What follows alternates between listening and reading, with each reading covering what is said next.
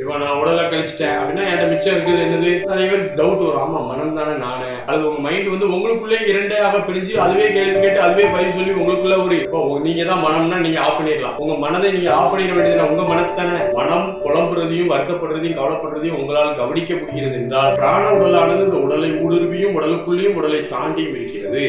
இந்த பிராண உடல் என்பது வாங்கி கொடுக்கிற ஒண்ணு. நான் என்பதில் உடல் இருக்கிறதா, உடலுக்குள் நான் இருக்கிறதா என்றால் உடல் என்பது நான் கிடையாது. இப்ப நீங்க எல்லாருமே என்ன செய்யணும்னா, நான் அப்படிங்கிறத எங்க இருக்குன்னு தெரியல, எப்படி இருக்குன்னு தெரியல. நம்ம மேக்ஸ்ல என்ன செய்வோம், ஒண்ணு தெரியல அப்படின்னா எக்ஸ் அப்படின்னு பேர் வச்சுக்குவோம். அதே போல இப்ப நீங்க எக்ஸ் அப்படி நான் அப்படிங்கிறதுக்கு எக்ஸ்ன்னு பேர் வச்சிருக்கீங்க. இப்ப நான் என்பதை உங்ககிட்ட இருந்து நீங்க வந்து அந்த உடலை கழிச்சிருங்க. கற்பனையா நான் சொல்றது கற்பனை பண்ணுங்க. இப்ப நான் உடலை கழிச்சிட்டேன் அப்படின்னா என்கிட்ட மிச்சம் இருக்குது என்னது? மனமும் சக்தியும் இருக்கிறது.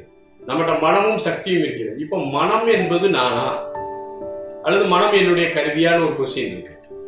மனம் என்பது என்னது?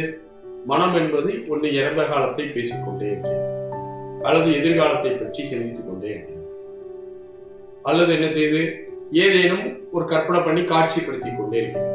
இப்ப இதுதான் மனம். இந்த மனம் என்பது நான் அப்படின்னு சொல்லி பார்த்தீங்கன்னா நிறைய பேருக்கு டவுட் வரும். ஆமா, மனம் தானே நானா இருக்கலாமா அப்படின்னு. உங்க மனசு தானே அமைதியா இருந்தா அமைதியா இருக்குமா? இருக்காது. அது என்ன செய்யும்? குழம்பிக்கிட்டே இருக்கும். ஏதாவது நியாயம் சொல்லிட்டே இருக்கும். ஒரு கேள்வி கேட்கும், அதுக்கு பதில் சொல்லும். அல்லது உங்க மைண்ட் வந்து உங்களுக்குள்ளே இரண்டாக பிரிஞ்சு அதுவே கேள்வி கேட்டு அதுவே பதில் சொல்லி உங்களுக்குள்ள ஒரு மிகப்பெரிய இன்டராக்ஷன் பண்ணிட்டே இருக்கும். நீங்களே விரும்புவீங்க, என்னப்பா அவன் சண்டை போட்டு போனோம் போயிட்டான், இதை விட்டுட்டு நிம்மதியா இருக்கும்னு நினைக்கிறேன், இதை பத்தி நினைக்க கூடாதுன்னு நினைக்கிறேன். ஆனா திரும்ப திரும்ப திரும்ப எண்ணங்கள் வந்துகிட்டே இருக்க என்ன அப்படி உங்களுக்கு தெரியும். அந்த எண்ணங்கள் வருவதும் போவதும் உங்களுக்கு தெரியும். நீங்க வேண்டாம்னு நினைக்கிறீங்க. இப்போ நீங்க தான் மனம்னா நீங்க ஆஃப் பண்ணிடலாம். ஒரு சுவிட்சை ஆஃப் பண்ண உங்க ஃபேனு சார், என் சொந்த ஃபேன் சார், நான் தான் ஆன் பண்ணுவேன், நான் தான் ஆஃப் பண்ணுவேன்.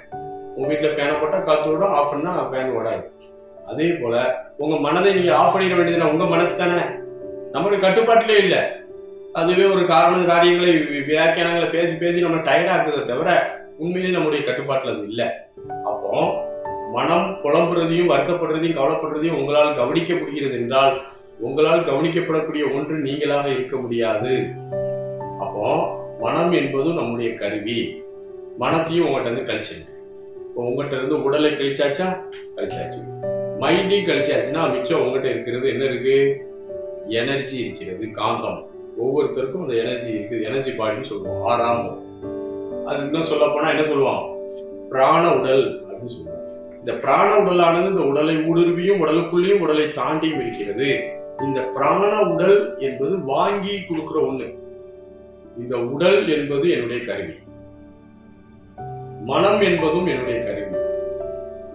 உடல் என்பது கொஞ்சம் பரு உடல், அதனால பிசிக்கல் எலிமெண்ட், பிசிக்கல் டூல். மனம் என்பது கண்ணுக்கு தெரியாத சூட்சுமமான டூல். பிராண உடல் காந்தம், நம்ம உடல்ல இருக்கக்கூடிய எனர்ஜி என்பது கொஞ்சம் அது ஒரு டூல், நுட்பமான டூல். இந்த 3 உடலும் நான் அல்ல.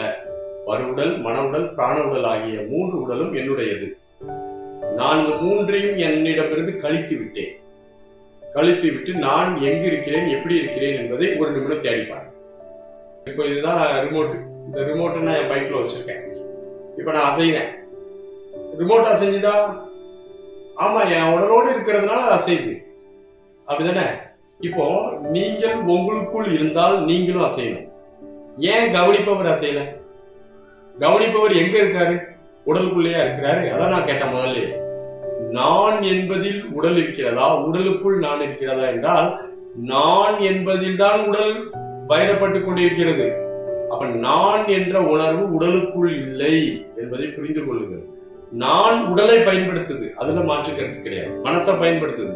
நான் என்பது உங்களுக்கு முன்னாடி இருக்கா, பின்னாடி இருக்கா, லெஃப்ட் சைடு இருக்கா, ரைட் சைடு இருக்கா, டாப்ல இருக்கா, பாட்டத்துல இருக்கா?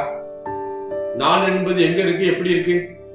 நான் என்பது உடலுக்குள் இல்லை. நான் என்பது எல்லா இடத்திலும் இருக்கிறது, எங்கும் வியாபித்திருக்கிறது.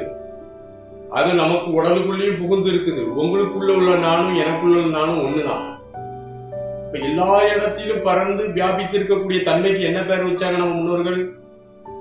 கடவுள் பேர் வச்சாங்க, தெய்வம் பேர் வச்சாங்க, இறைன்னு பேர் வச்சாங்க. அதுக்கு என்னென்ன பேர்லாம் வச்சுட்டு போறோம். அதுக்கு ஒரு நாமம் ஒரு ரூபம் கிடையாது.